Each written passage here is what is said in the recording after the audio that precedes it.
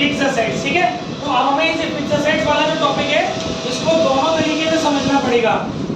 Fix assets वाले topic को दोनों तरीके से समझना है हमें। एक हमें विदाउट प्रोविजन फॉर डेप्रिसिएशन समझना है और एक हमको प्रोविजन फॉर डेप्रिसिएशन के अकॉर्डिंग समझना है। दोनों पैटर्न अब हमको समझने हैं। तो पहले मैं काम कर रहा हूं विदाउट प्रोविजन फॉर डेप्रिसिएशन आप लोगों को समझाता हूं, ठीक है। सपोज आपने provision for depreciation account maintain नहीं किया है और उस कंडीशन में आपको फिक्स असेट्स अकाउंट बनाना है, तो एज यूजुअली आपको पता होगा नॉर्मल सा बनेगा ये। कईयों बार वो बोल देता है शोइंग वर्किंग क्लियरली, तो आपको वहां फिक्स असेट्स अकाउंट बनाना जरूरी हो जाता है। जब क्वेश्चन में बोल रहा है कि showing the working notes clearly, तो आपको बनानी है वर्किंग नोट्स, ठीक है। तो ये आपका फिक्स्ड असेट्स अकाउंट हो गया। अब आप इसको कैसे बनाएंगे? सबसे पहले आप लोग डेबिट साइड में इसका ओपनिंग बैलेंस डालेंगे। आपको पता है कि क्वेश्चन के अंदर आपको आपको पता है कि क्वेश्चन के अंदर आपको 2 ईयर की डिटेल्स दी होगी, ठीक है ना। एक आपको दी होगी बिगिनिंग की और एक आपको दी होगी क्लोजिंग की डिटेल। तो जो बिगिनिंग वाला डिटेल है वो यहाँ डाल देंगे, ठीक है बच्चों। और जो क्लोजिंग वाली डिटेल है कि पॉइंट जो क्लोजिंग वाली डिटेल है, जो क्लोजिंग बैलेंस है फिक्स असेट्स का, उसको हम यहाँ डाल देंगे। ध्यान से सुनिएगा मेरी बातों को। ओपनिंग वाली बैलेंस को बैलेंस पीडी के नाम से डेबिट में डालेंगे। क्लोजिंग वाले बैलेंस को आप लोग क्रेडिट में डालेंगे, बैलेंस सीडी के नाम से। आगे आ जाओ, देखिए कैसे करोगे।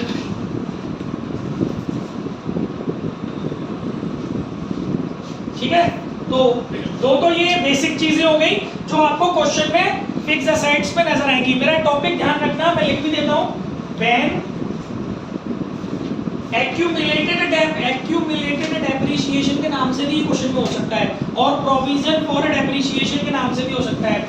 व्हेन पीएफडी, शॉर्ट में अपन इसको पीएफडी बोल ले रहे हैं। पीएफडी मतलब provision for debt. When PFD is not open, PFD account is not open मतलब जब आपने provision for depreciation account open नहीं किया हुआ है, तो ओपनिंग और क्लोजिंग बैलेंस आपने यहाँ शो कर दिए बच्चों। इसके बाद आप एक चीज ध्यान रखिएगा, क्योंकि एडजस्टमेंट्स भी होती है क्वेश्चन में। अगर आपकी एडजस्टमेंट से ही आपको ये पता चल रहा है कि आपने अपनी असेट्स पर डेप जो भी लगाई है, जितनी भी डेप आपने लगाई है वो यहाँ आ जाएगी डेप्रिसिएशन के नाम से ब्रैकेट में स्टेटमेंट ऑफ पीएनएल।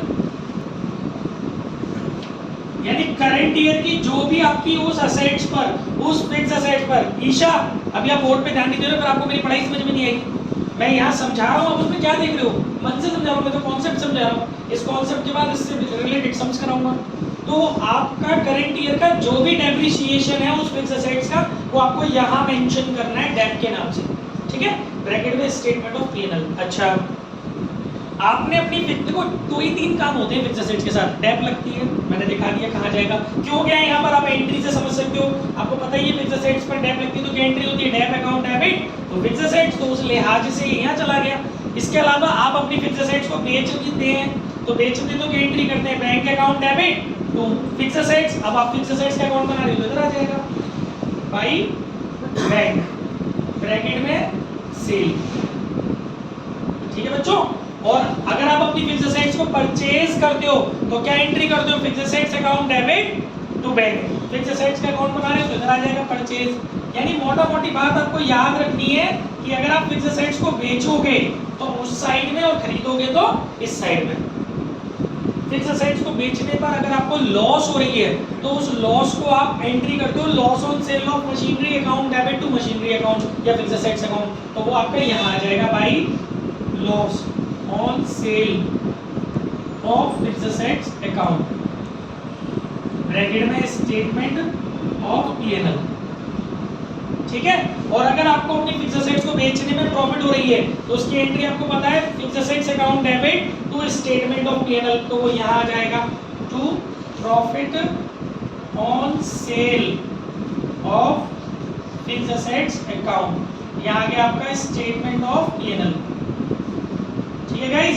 मैक्सिमम इतनी ही चीजें इस अकाउंट में आती हैं, अब कुछ भी दिया हो। अच्छा, एक चीज इसमें विशेष रूप से जो आपको ध्यान रखनी है वो ये है कि जब कई बार क्या होगा ना, एक चीज इसमें ज्यादातर आप देखेंगे एक चीज मिसिंग होगी, कोई भी एक चीज।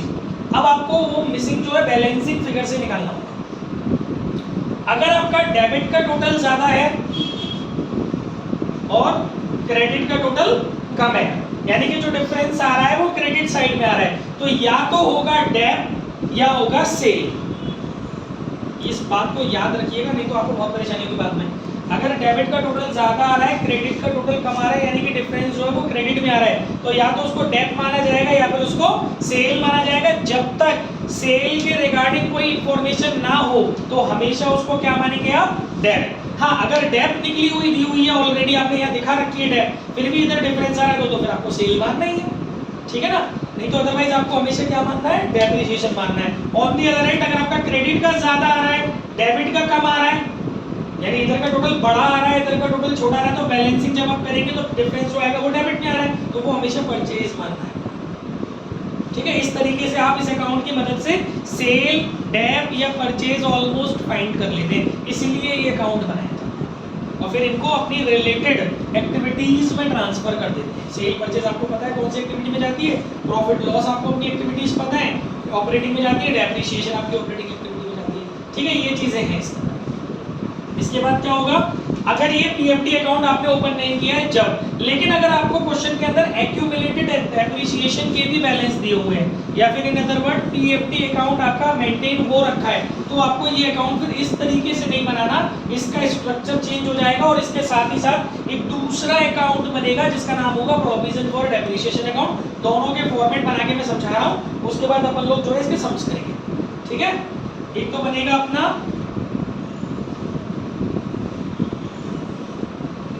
मशीनरी अकाउंट,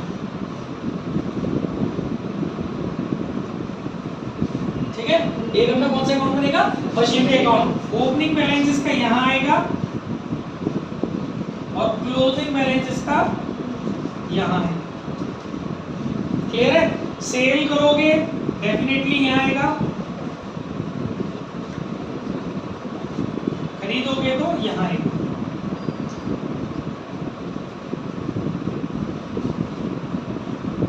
सेल पर लॉस होगा यहाँ आएगा, शॉर्ट में लिख दिया आप समझ जाओगे। प्रॉफिट होगा सेल करने पर तो, ठीक है। अच्छा, इसके अलावा और क्या आएगा इसमें बेटा, करंट ईयर की डेब्ट कभी भी इस अकाउंट में नहीं आएगी, क्योंकि जब हम अपना प्रोविजन फॉर डेप्रिसिएशन अकाउंट बनाते हैं तो हम अपनी फिक्स्ड एसेट्स पर जो भी डेब्ट हर ईयर में चार्ज करना है उसको अलग अकाउंट में क्रेडिट करते हैं और उस अकाउंट का नाम होता है प्रोविजन फॉर डेप्रिसिएशन अकाउंट। हम जो है वो मशीन अकाउंट में क्रेडिट ना करके डेब्ट को प्रोविजन फॉर डेप्रिसिएशन अकाउंट में क्रेडिट करते हैं। आपको एंट्री पता भी होगी, provision for depreciation account debit to fixed assets account entry होती है जब आपने पीएफडी मेंटेन किया होता है, ठीक है ना। तो उस लिहाज से ईयर जो करंट ईयर का डेब्ट है वो इसमें नहीं आएगा। लेकिन अगर आपने अपनी फिक्स्ड एसेट्स को सेल किया तो जितनी फिक्स्ड एसेट्स आपने सेल की, जितना पार्ट आपने सेल किया है उतने पार्ट पर, लिसन माय वर्ड्स अगेन, अगर आप अपनी फिक्स्ड एसेट्स को सेल कर रहे हो तो डे 1 से लेकर जिस दिन, जितने साल पहले उस मशीन को आपने खरीदा था वहां से लेकर जिस दिन आपने उसको सेल किया है वहां से वहां तक का, मान लो 3 साल या 4 साल जो भी है, डे 1 से लेके from the day of purchase till the date of sale, जितना भी प्रोविजन फॉर डेप्रिसिएशन अकाउंट में उसका डेब पड़ा हुआ है वो आप वहां से निकालोगे और मशीनरी अकाउंट में क्रेडिट कर दोगे। तो एंट्री, मैंने एक्चुअली पहले एंट्री गलत बोल दी थी, पहले एंट्री हो रही थी डेब लगाने की, पहले एंट्री हुआ करती थी आपकी depreciation account debit to PFD account, ठीक है। लेकिन अब जिस दिन आप अपनी मशीन को बेच रहे हो तो जितना पार्ट आप सेल कर रहे हो उस पार्ट के रेफरेंस में परचेजिंग डेट से लेके सेल की डेट तक जितने भी ईयर का टोटल उस उतने पार्ट पर जो डेप बना है वो आपको एक उसको निकाल के लाना पड़ेगा पीएफडी अकाउंट से, और आपको कहां ट्रांसफर करना पड़ेगा, मशीनरी अकाउंट में। The entry will be PFD account debit to machinery account. अब आप देख लो मशीनरी का अकाउंट बना रहे हो तो पोस्टिंग इसकी साइड में हो जाएगी बाय पीएफडी।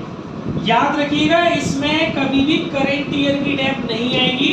जिस मशीन को आपने सेल किया है उसकी परचेजिंग डेट से लेके till the date of sale जितना भी ओवरऑल उस पार्ट पर डेट कैलकुलेट हुआ है, एक्यूमुलेट हुआ है, उसको आपने यहाँ पर ट्रांसफर किया। उसके बाद आप सेल आपने लॉस प्रॉफिट की कैलकुलेशन करके थे। मैक्सिमम इतना ही इसमें रहता है। और इसमें जब आपको बैलेंसिंग करनी होती है, क्योंकि बैलेंस में सीडी तो ऑलरेडी आपको दिए होते हैं, तो बैलेंसिंग जब आपको करनी होती है, अगर डेबिट में डिफरेंस आ रहा होता है तो वो परचेज है, क्रेडिट में डिफरेंस आ रहा है यानी डेबिट बड़ा है क्रेडिट छोटा है यानी कि क्रेडिट में डिफरेंस आ रहा है, तो वो आपका सेल है और सेल डेब्ट नहीं है, क्योंकि डेब्ट तो इस अकाउंट में आती नहीं है ना। ठीक है, इसके साथ ही साथ एक दूसरा अकाउंट बनाते हैं जिसका नाम होता है provision for depreciation account. Video बन रही है ना, स्टार्ट किया नहीं कैसे देख लो, ये थोड़े से अक्कड़ है हमारे। प्रोविजन फॉर डेप्रिसिएशन अकाउंट बनेगा, प्रोविजन और depreciation account. Guys as usually इसके भी आपको दो बैलेंसेस दिए होंगे, एक ओपनिंग बैलेंस दिया होगा, एक क्लोजिंग बैलेंस दिया होगा। तो ये हमारी लायबिलिटी होती है प्रोविजन, तो आपका ओपनिंग बैलेंस यहाँ आएगा बाय बैलेंस पीडी। बिगिनिंग के बैलेंस को आप यहाँ डालेंगे और एंड वाले बैलेंस को आप यहाँ डालेंगे। ठीक है, इसके अलावा इसमें ज्यादा रामायण नहीं आती। इसके अलावा ईयर आफ्टर ईयर जब आप हर साल की डेट जो भी बनती है वो आप ट्रांसफर कर रहे होते हैं, तो उसकी एंट्री मैंने भी आपको बताई थी, dep account debit to PFD, तो उस लिहाज से यहाँ पर आ जाएगा भाई डेप। इसमें करंट ईयर की डेप आ रही होगी। ठीक है, और उसके बाद यहाँ डाल सकते हो स्टेटमेंट ऑफ पीएल, क्योंकि आप उससे ही चार्ज करते हो उसको। ठीक है, और इसके बाद आप अगर इसको कभी बेच रहे हो, जितना पार्ट आप बेच रहे हो उतने पार्ट की, मैंने बोला था ना कि अगर आप डे 1 से लेकर के सेल की डेट तक आपकी जितनी भी डेप है वो आपको ट्रांसफर करनी पड़ेगी मशीन में। कभी कोई पार्ट बेच रहे हो तो उसकी एंट्री होती है तेजस्वी PFD account debit, PFD account debit to fix assets account. तो आप पीएफडी का अकाउंट बना रहे हो, प्रोविजन फॉर डेप्रिसिएशन का अकाउंट बना रहे हो, तो यहाँ आएगा टू फिक्स असेट्स। बस मैक्सिमम इतनी ही चीजें इसमें आती हैं। इसमें बैलेंस आपको दिए रहते हैं क्वेश्चन के अंदर, ये दिया है तो ये निकल आएगा, ये दिया है तो ये निकल आएगा। ठीक है ना, अब इसकी फोटो ले लो, पॉज कर लो 2 मिनट, इसकी फोटो ले लो फिर इससे रिलेटेड। ठीक है, तो एग्जांपल या इलस्ट्रेशन 33 पे चलते हैं बेटा। आप अपने क्वेश्चन को गौर से देखिएगा। इलस्ट्रेशन 33 को, calculate cash flow from operating activity from the following information. आपको क्वेश्चन में पूरा एक बॉक्स दिया हुआ है और उसमें नीचे एक एडजस्टमेंट दी हुई है, machinery costing 20,000, having book value 14,000, was sold for 18,000। Guys हमें करना क्या है, हमें इसमें calculate cash flow from operating activity निकालना है। ठीक है,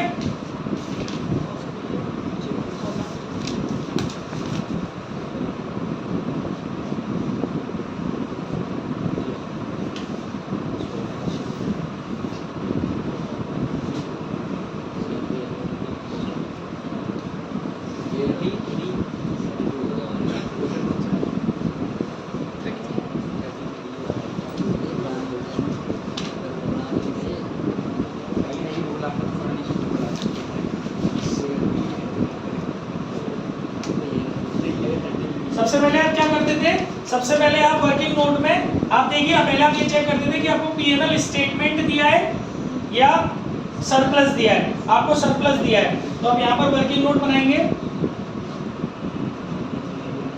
यहाँ पे आप करेंगे net profit after all adjustment, ऐसा भी लिख सकते हो, ऑल एप्रोप्रिएशंस, ऐसे ही करते थे। नेट क्या हो गया, कितनी पुरानी डाला है हो, net profit after all appropriations कैसे निकालते थे, मैंने बोला था दोनों करंट ईयर के सरप्लस में से प्रीवियस ईयर का सरप्लस माइनस करेंगे बेटा। क्लोजिंग दिया 35, ओपनिंग दिया 30, तो ये आ गया आपका 35 माइनस 30 यानी 5000। बोर्ड पे फोकस करो, नहीं समझ में नहीं आएगी पढ़ाई। 5000 आ गया ये। इसके बाद आपको क्या करना होता था, जितने भी रिजर्व्स हैं, जितने भी डिविडेंड आपने पे किए, अगर प्रोविजन फॉर टैक्स है तो वो ये सारी चीजें आपको प्लस करनी होती थी ना, और इसके अलावा एक्स्ट्राऑर्डिनरी वाली चीजें करके प्लस माइनस आपको net profit before tax and extraordinary item calculate करना होता था, राइट। तो इस क्वेश्चन में देखिए जनरल रिजर्व पहले हमारा 10 का था, अब हमारा 15 का हो गया, यानी कि 5000 रुपए हमने ट्रांसफर कर दी, तो वो जोड़ देंगे ट्रांसफर टू जनरल रिजर्व 5000। इसके अलावा बेटा provision for dep outstanding goodwill trade receivable line, बस इतना ही है। तो ये आपका 10,000 बन गया आपका net profit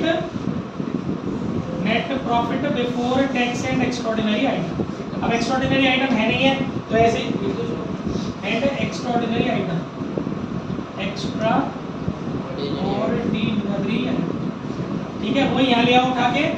net profit before tax and extra ordinary item, ये आ गया आपका 10,000। ठीक है गाइस, इसके बाद आपको याद होगा आप ऐड कर रहे होते थे, इसके बाद आप ऐड कर रहे होते थे non cash and non operating expenses, non cash and non operating expenses को ऐड कर रहे थे, नॉन कैश और नॉन ऑपरेटिंग इनकम को माइनस कर रहे थे। इसमें आप देखिएगा एक्सपेंसेस तो चलो है, तो ऐड करो non cash and non operating expenses. ठीक है, इसमें आप non cash and non operating में जाएंगे जब, तो आप पाएंगे कि आपको गुडविल का रिटर्न ऑफ अमोर्टाइजेशन देखने को मिल रहा है। गुडविल आपकी पहले 20,000 की थी, अब 10,000 की हो गई है, यानी कि 10,000 गुडविल अमोर्टाइज हो गई है। 10,000 रुपीस की आपकी गुडविल अमोर्टाइज हो गई है।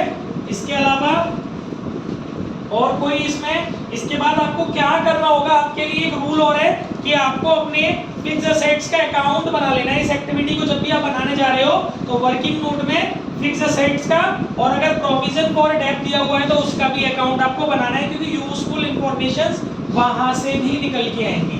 ठीक है, तो आप अपने क्वेश्चन को गौर से देखोगे तो आपको बताया गया है प्रोविजन फॉर डेप्रिसिएशन का बैलेंस क्वेश्चन में गिवन है। अभी जो मैंने आपको सेकंड वाली कंडीशन पीछे फॉर्मेट बताया था वो फॉलो करेंगे। तो क्या करना है आपको, एक तो आपको क्या नाम दिया है इसमें फिक्स असेट्स का, मशीन दिया है, तो एक तो आपको मशीन का अकाउंट बनाना है, तेजस्वी बी फोकस्ड बेटा, एक आपको मशीन का अकाउंट बनाना है, एक आपको provision for depreciation on machinery for machinery को बनाना है, पीएफडी अकाउंट फॉर मशीनरी।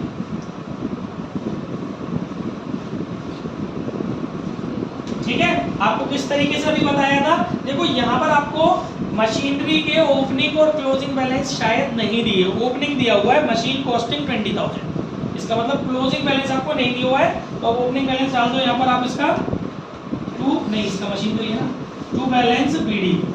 आपके पास मशीन कितने की पहले से पड़ी हुई है, 20,000 की, क्योंकि यहाँ ये लिखा नहीं कि आपने परचेज की है, इसका मतलब पहले से है, तो कॉस्टिंग यानी उसका बैलेंस दिया हुआ है 20,000। इसके अलावा आप अपने क्वेश्चन को गौर से देखोगे, आपको पीएफडी के ओपनिंग क्लोजिंग बैलेंस दिए हुए हैं, पीएफडी का ओपनिंग बैलेंस आपको दिया हुआ है 30,000, क्लोजिंग बैलेंस दिया हुआ है 35,000, तो 30,000 हम यहाँ डालेंगे बाय बैलेंस बीडी और 35,000 हम यहाँ डालेंगे टू बैलेंस सीडी।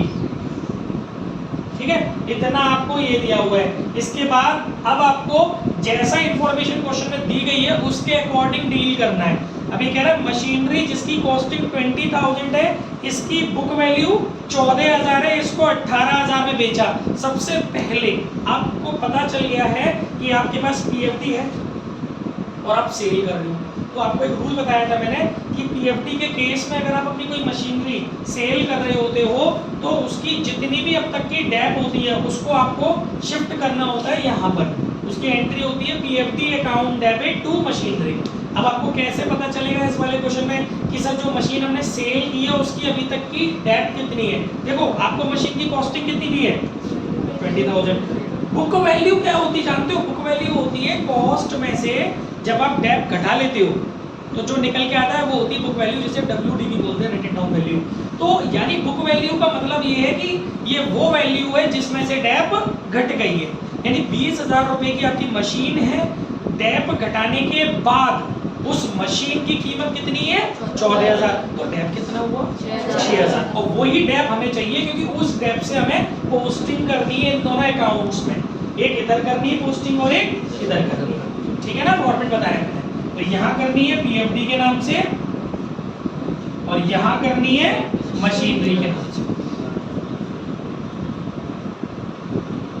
इतनी इतनी बात सबकी समझ में आ गई?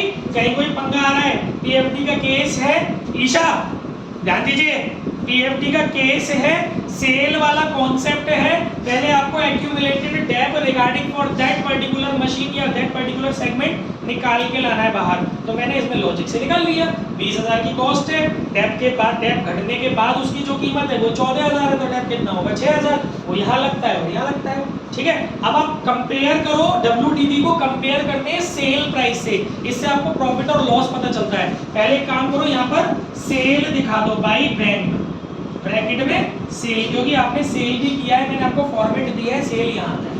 ठीक है, इसके बाद आपको कंपैरिजन करना पड़ेगा प्रॉफिट और लॉस फाइंड आउट करने के लिए।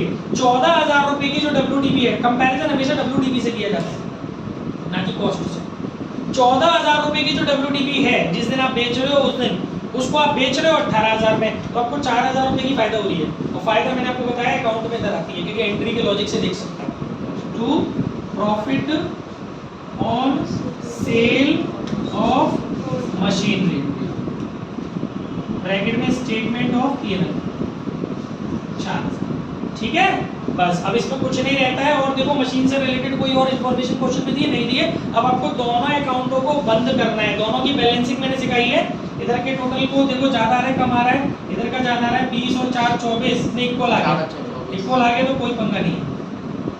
कम बढ़ती होता तो सेल या परचेज या निकल आती है ना। फिलहाल इसका तो इक्वल हो गया। इधर का देखो 35 और 6 41, 41 में से गए 30। मैंने बोला था इधर ही आएगा, इधर जो डिफरेंस आएगा वो करंट ईयर की डेप होगी, जो करंट ईयर की बाकी की बची हुई मशीनों पर डेप लगी है ना। तो वो कितनी होगी आपकी बाई डेप, ब्रैकेट में statement of P&L 11,000। I hope चीजें समझ में आ रही होंगी। ईशा, अरियांशी, दिव्या, क्या दिक्कत है दिव्यांशु, क्या परेशानी है?